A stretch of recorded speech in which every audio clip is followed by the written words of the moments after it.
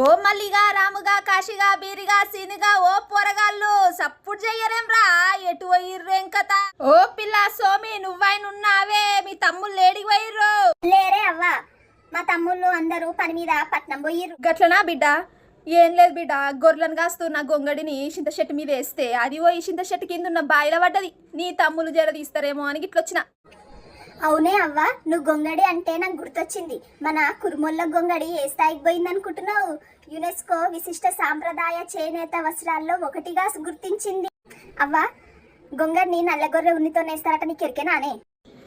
అవునే పిల్ల, అప్పట్లో మీ తాత నల్లగొర్రెల ఉన్నితో నేస్తుండే గొంగడిని. అయినా ఇప్పుడు ఆ గొంగడ్లు ఎక్కడా? సరేనే అవ్వ, గీ ముచ్చట నిన్న దోస్తుగాలని చెప్పొస్తా. 4 రోజులల్లా గ్రూప్ 1 పరీక్ష ఉంది. పోటీ పరీక్షలు ప్రిపేర్ అయ్యే పొరగాళ్ళందరికీ ముచ్చట తెలవాల్సిందే. ఇట్లాంటి ముచ్చట్లు తెలుసుకోమని చెప్పొస్తా. సరే మరి పైలం, బాయ్.